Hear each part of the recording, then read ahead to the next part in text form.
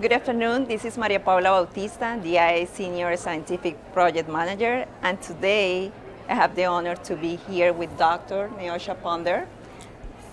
Dr. Neosho Ponder, she's part of the awardees of DIA Patient Partner Programs for this year, 2025, here at Washington, D.C. So we are honored to have you, Dr. Neosho. Thank you. Thank you for having me. Thank you. And if you don't mind, I would love to start by asking you if you could share a little bit about your advocacy work. I'm Neosho Ponder, and I live here in Washington, D.C. I am a 9-year breast cancer survivor. So I was diagnosed in 2016, 1 year after earning my doctorate from Howard University. So when that happened, it was like my world got turned upside down. And then a couple of years later, people started saying, your story is so great. You have to do advocacy. You have to tell your story to help other people. And I was like, I don't think y'all understand. I'm an empath. If I lose somebody, I'm going to cry every day. So I had already been doing like social justice advocacy work and education advocacy and things that were near and dear to my heart and the work that I do, because I'm an educator by trade. But having breast cancer, I was vocal about my journey, but I didn't know if I wanted to jump into the advocacy space because I knew how hard it would be to lose people. And then in 2021, as I was finishing my book, I was reached out to on Instagram, similar to how I learned about you, like through LinkedIn. Someone slid in my DMs and asked me had I considered being a breast cancer advocate. And I said, yeah, I had considered it, and then I didn't want to do it, but invited me to participate in a training through the Tigerlily Foundation. So I read up on Tigerlily and signed up for a training, but because of my book schedule and me trying to finish my final copy edits and whatnot, I had to push my training back. But then they saw that I had a PhD, and it's a social science PhD, so they wanted me to look over like medical white papers and things and see if there's a space for if they need more inclusion, more diversity, like is it equitable, things like that. So I was already doing things with Tigerlily as a volunteer advocate even before they trained me. And then long story short, they started a LEAD program through a huge grant from Bristol Myers Squibb, and I was one of the first angel leads for the DMV area. And then once the LEAD program ended, I just became a national angel lead, and they tapped me for different things. But if there's a grant and I can get a stipend, great. But now that I have like a full-time job, and then I also have my book, and then I'm also an adjunct professor, and then so I had 5 jobs at one point. Wonderful. So, but the advocacy space, I found, I had my hardship through treatment, but it wasn't chemo and that did it. It wasn't like I had a cancer that didn't have treatment, like triple negative breast cancer. It was very targeted. I was HER2 positive, ER/PR negative, and I was stage 2. So I had 1 positive lymph node, darn lymph node, because I did not want radiation. And once I was done with all of my reconstruction surgeries and things like that, I was healthy. Had no issues, been in remission, since I finished chemo, essentially. And I noticed that a lot of my pink sisters are, having recurrences. I noticed that they have children or they have these really big jobs, and I didn't have any of that. And I didn't think it was fair because I wasn't working full time for me to put something like that on someone else's shoulders when I have a story and I can help people as well. And that's what really made me more passionate. And the more that I did things with Tigerlily, the more other organizations I've met through like Facebook groups and stuff. So I also, have worked with Touch the Black Breast Cancer Alliance, founded by Ricky Fairley, who's awesome.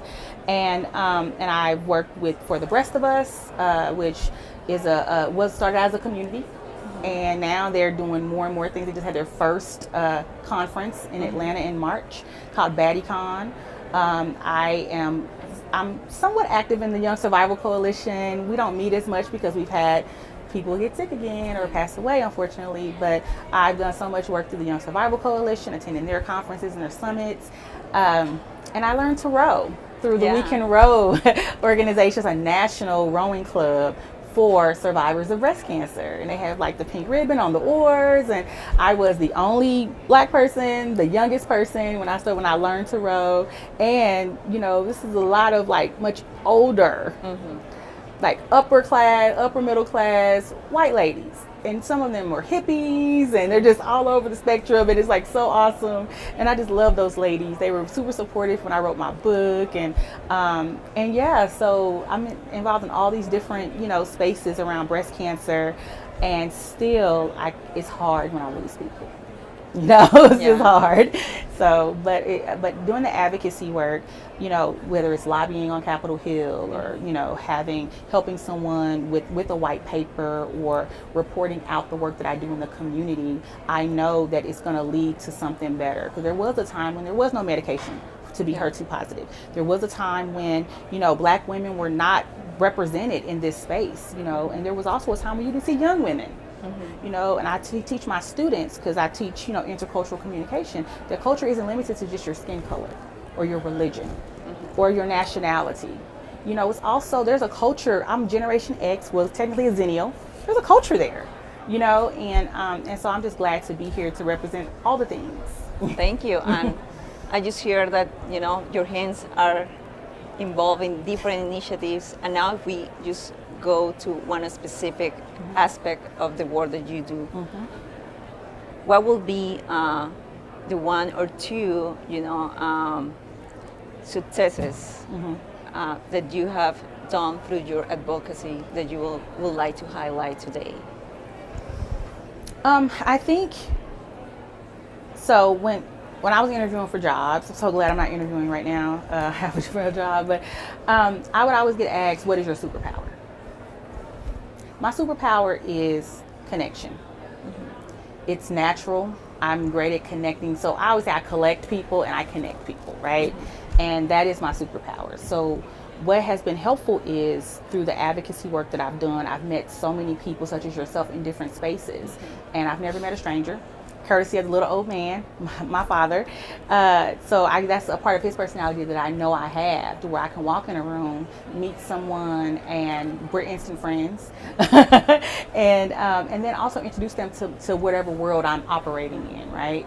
And having that, I think, is something that's a huge success, because I've brought young women into the advocacy space who didn't think, or made them want to come to DC to lobby on Capitol Hill. Especially now that we know funding is being reduced for cancer research and things, clinical trials and all this stuff is being cut. Like, it's just, so I let them know that if they don't hear from you, we won't have a seat at the table, right? And so that's definitely a huge success.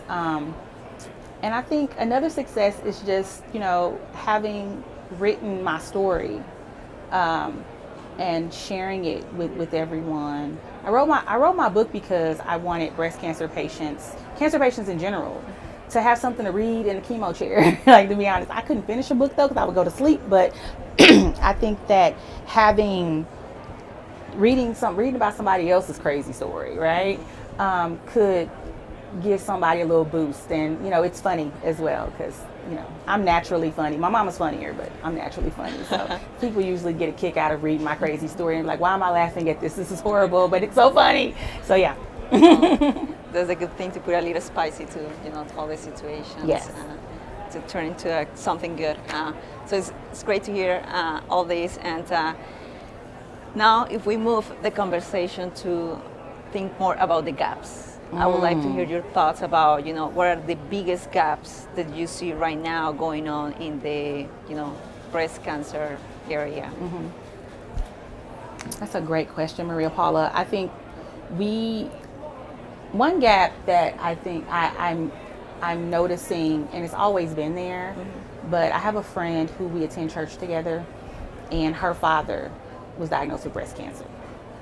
And I think there's not enough men who are sharing their stories about their breast cancer treatment and their survival. I think, I want to say it's like 1,500 men in America, have breast cancer. And to learn that there are men dying because of the stigma that comes along with having a disease that primarily affects women, it's really unfortunate. And it just imagine that happening men across the board, and it's even higher in cultures that are, like Black American men, or even like Hispanic cultures, where they don't want to talk about certain things. So I think that's a huge gap for sure. And of course, something that's near and dear to my heart is young women, because I was a young woman when I was diagnosed. I was 36 years old. The founder of Tigerlily, May McCarma, she was 31 when she was diagnosed, or 32. She goes back and forth, I think. And she was a young mother, so you think about, while I don't have children, I'm a professional auntie, and I think about the young mothers who have to take off work to go have chemo and then still go back to work, or I think about the women who can't afford childcare to go do a clinical trial. And so there needs to be more resources there. But I think those two, young women and more information and representation of men who are survivors. Well, thank you for sharing all this. And now that you mentioned, the gaps and all the work that you're doing, now I'm a little bit curious about what is your experience, what your opinion of getting, to this event, to these meetings. What are your goals that you're planning to accomplish by coming to the global annual meetings, and how you're planning also to bring those lessons learned back to your community or to your advocacy work? Well, as I shared, when I first applied to be a patient advocate program person, I did not have a full-time job, and when I accepted it, I had to get clearance from my job to be here. But there's still work to be done because I'm the only person in my position, right? So I know I'll have limited access, while during the meeting, but I want to meet as many people as I can. I want to show up and be that face that may not look like everyone in the room. I want to be able to share my story with people. As I've shared with you, when I travel and I do things, I take my book with me. And it's not because right now I'm not saying I necessarily need the money. There was a time when the books paid my bills, but it's more so people will know that there are stories out here, and the people in these stories may not look like them or come from where they come from, but we all have struggles and we all have hardships, and cancer does not know socioeconomics, does not know race or gender. And that's something that I think having people know these things about me and know that I'm not alone, I think it goes a long way. So just being here and just being present. Yeah, Wonderful. I think it'd be great. And what has inspired you so far about the content of this meeting? Is there any session that so far has... I haven't been to a session yet. My sessions where I was going to was tomorrow. I'm sorry. But what's inspiring is the people that I've met, like even the brief conversations I had during our patient advocate gathering, our meetup today. Hearing that, a woman's sister has stage 4 breast cancer, but their family also has a rare disease, and just hearing about, women who are still trying to figure out how to talk to people about things that they've gone through, and, looking for ways in which to boost their, confidence to speak out. So that's really, I like that aspect of it, and just the networking. I love the badges with the ribbons. And I go to a lot of conferences. I'm in a lot of organizations. Okay, I am. I just celebrated 25 years in my sorority and got a plaque on Saturday. So that's been really cool. But I love the ribbons because one of them says, "I'm hiring," and one says, "Open to work." And to have that be something where people can walk around and you can see that, okay, they're open to work. Let me talk to them about what positions I have open. If I could network and get paid, I would do it. But also comes with, other things, and you got to raise money or do something else. But yeah, I love that, having people connect, and because, there are some areas that And we see this now with the changing of so much in this country, that there are areas where there are gaps and there are people that can be in those spaces, but because they don't have the right credentials or they don't look a certain way, then you're missing out on that quality work and the productivity from that person and their insight. So I really like the ribbons, and I really like that open to work, and I'm hiring ribbon go. Yeah. Well, I love to hear all those comments. And with that, I want to appreciate you for being here today, for sharing your story, and for all the work that you do for all the patients that are going through the same situation. Thank you. Thank you for being here. Thank you for sliding in my DMs. Thank you, everyone.